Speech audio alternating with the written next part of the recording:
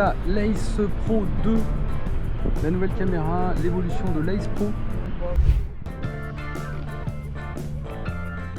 Bien le bonjour, c'est Fabien de Captain Virtuality. Je suis à Lyon sur la passerelle qui va rejoindre après Fourvière. Je vous présente la Ace Pro 2. Donc c'est la deuxième version de l'Ace Pro qui était sortie, je sais plus quand.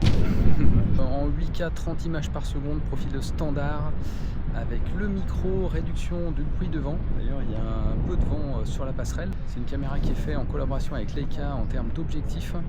Et donc vous avez également des profils couleurs Leica. Donc là c'est Leica naturel. Vous avez tout un tas de profils couleurs pour adapter la colorimétrie de vos vidéos. Ça intègre maintenant deux puces. Il n'y en a plus qu'une, il y en a deux. Ça va être l'évolution des caméras d'action. Je vois ça déjà sur la X4 avec des puces qui permettent de traiter l'image et de monter en spécification.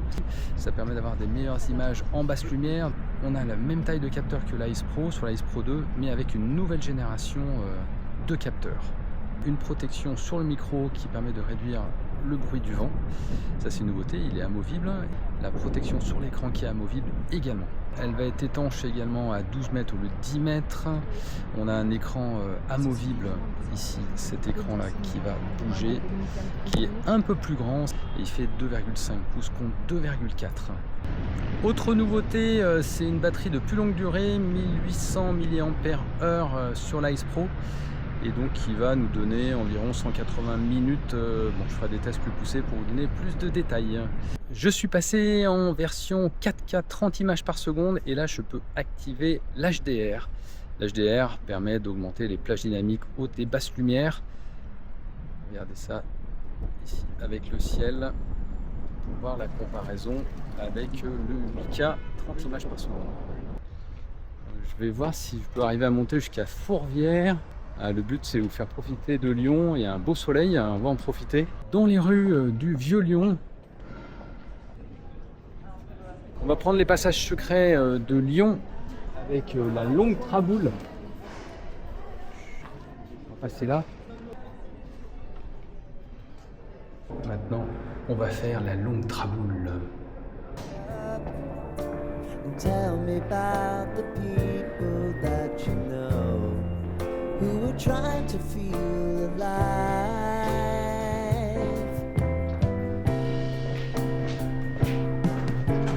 Life can get hard, so honey, if you need to cry.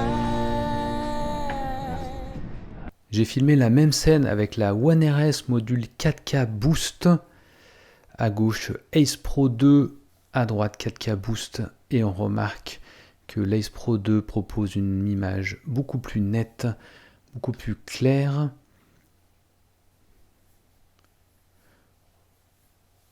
On le voit sur cet arrêt sur image, notamment sur le plafond. Tu vois beaucoup plus de détails du plafond, les petits trous. Et également au niveau des lumières. La lumière sur l'Ace Pro 2 est beaucoup plus nette. C'est l'avantage de ce mode pure vidéo qui utilise les deux puces embarquées dans la caméra Ace Pro 2. Une traboule, c'est un chemin qui serpente sous des immeubles.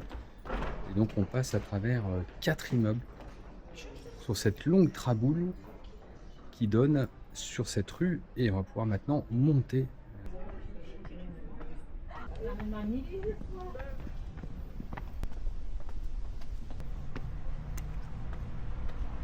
Le jardin des roses.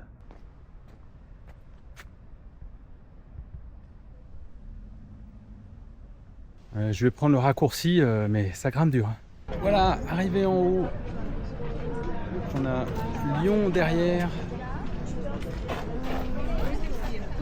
Fourvière en haut, là-haut.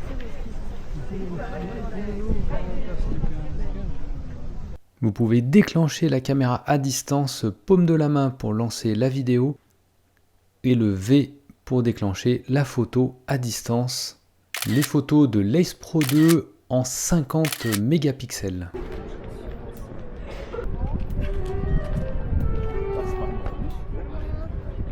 On va aller dans la cathédrale.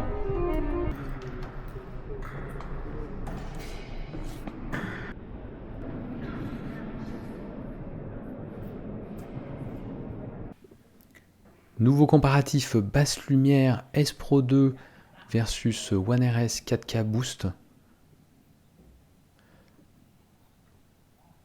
Alors ça se remarque particulièrement sur les vitraux. On voit la couleur des vitraux sur l'Ace Pro 2 et pas sur le 4K Boost. Cela termine ce vlog à Lyon. On va en entier là. Voilà le 4K en HDR. Je pense que c'est la configuration qui va être le plus utile pour moi. 4K en HDR, ça prend moins de place. On a également le zoom qui peut être utile. Je profite que j'ai le zoom pour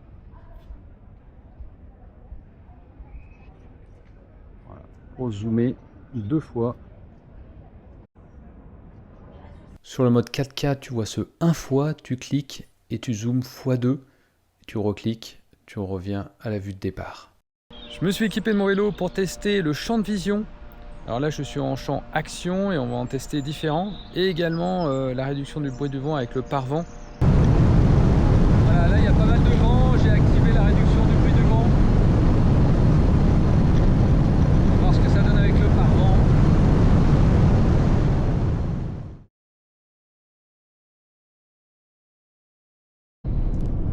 Ah, c'est vachement pratique ce bouton pause. On peut arrêter l'enregistrement et le reprendre quand on veut. On peut tourner comme ça des petites séquences les unes à la suite des autres.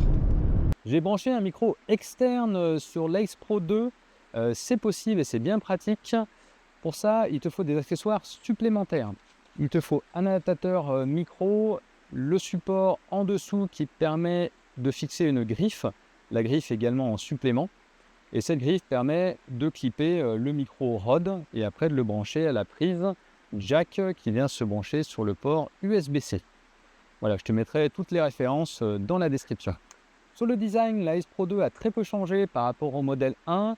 Ce qui a un gros avantage, c'est que les accessoires du modèle 1 sont compatibles avec la Ace Pro 2.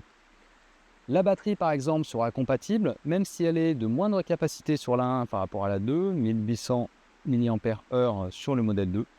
Mais c'est compatible. Et également les supports tels que le support micro, la griffe, etc. seront compatibles entre le modèle 1 et le modèle 2.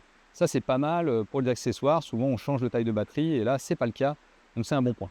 L'écran a changé, c'est-à-dire qu'il est légèrement plus grand que sur le modèle 1. Il a gagné en luminosité. Je vous mettrai les specs à l'écran. Champ de vision, c'est-à-dire le grand angle de la caméra s'est élargi à 157 degrés. J'ai fait plusieurs tests avec les différents champs de vision de la caméra.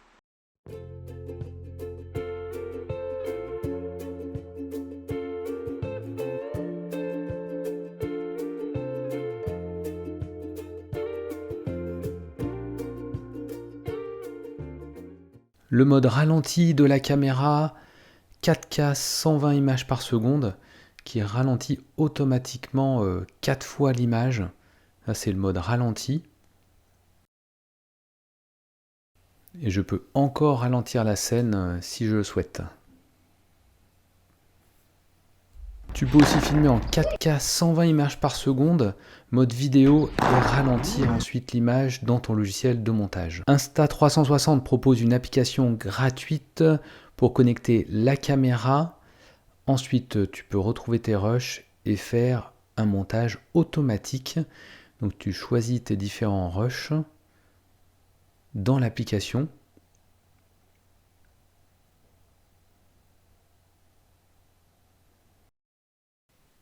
Quand tu as tout sélectionné, tu cliques sur Suivant et l'intelligence artificielle va te créer ton montage automatiquement. Voilà le montage avec une trame qui est sélectionnée. Et tu peux également éditer cette trame ou changer la trame pour avoir un autre type de musique par exemple. Il suffit de cliquer sur le bouton éditer et tu peux éditer tes clips, en rajouter, changer de trame. Bref, tu fais le montage que tu souhaites. Quand ton montage est prêt, tu cliques sur le bouton exporter et tu peux même personnaliser. Là, je suis en 1080, mais je peux monter en 4K, suivant bien sûr tes rushs de départ. L'exportation commence et tu retrouves ensuite ta vidéo dans ton album photo. Une autre façon de créer un montage, c'est cliquer sur Story, le mode Story, qui te permet de sélectionner également des rushs. Mais là, c'est toi qui vas faire le montage de ta scène. Donc tu vas couper tes plans, faire les transitions, tu peux rajouter du texte, tu peux rajouter également de la musique, il te propose différents types de musique, également des effets. Finalement, c'est un vrai logiciel de montage sur ton smartphone. Je vais la mettre sur le guidon. Là, elle est bien fixée. J'ai essayé de serrer au max. Bon, ce qui est pratique, c'est là que je peux voir avec l'écran exactement le champ de vision.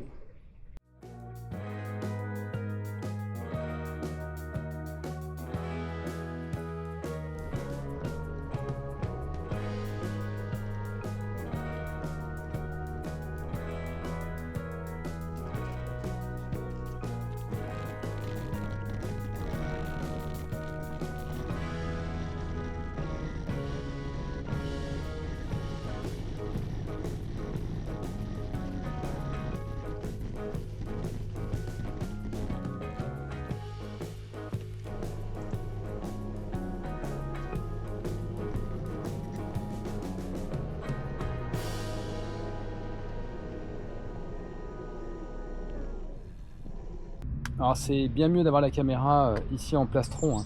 Ça absorbe bien mieux les vibrations. On voit qu'ici ça vibre énormément, surtout que j'ai pas de fourche qu'amortie. Donc là c'est vraiment test stabilisation extrême avec la caméra sur le guidon. Le bilan du test, alors stabilisation, elle s'en sort plutôt bien, tu as vu. Pourtant il y a énormément de vibrations sur le guidon quand je passe dans les cailloux avec mon gravel. Sur la réduction du bruit du vent avec le nouveau micro, quand je descends en vélo, on entend quand même ma voix. Donc ça réduit quand même beaucoup cet environnement bruyant qu'on a quand on descend en vélo. Et si tu veux pas le pare-vent réduction du bruit du vent, tu peux l'enlever et mettre un pare-vent classique. C'est fourni dans la boîte. D'ailleurs dans la boîte, il y a également le support qui se met dessous, qui est un support type GoPro.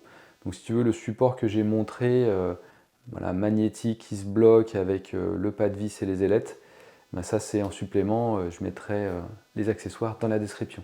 Et bien sûr, tu as également le câble USB-C dans la boîte. Sinon un mode que j'ai pas montré, que j'utilise régulièrement, c'est le mode Free Frame. En fait c'est pratique parce que tu filmes en classique 16/9, mais tu as également une trame pour filmer en vertical. Et après, dans le logiciel Insta360 Studio, tu peux choisir le mode vertical ou horizontal. Et donc si tu veux faire des réels ou des vidéos YouTube, bah, tu peux après extraire un mode vertical également. Tu as un guide sur la caméra. Je mettrai le lien d'achat direct chez Insta360 dans la description. Bien sûr, c'est un lien d'affiliation. N'hésite pas à l'utiliser. Voilà, je te donne rendez-vous sur la prochaine vidéo. À très bientôt. Ciao!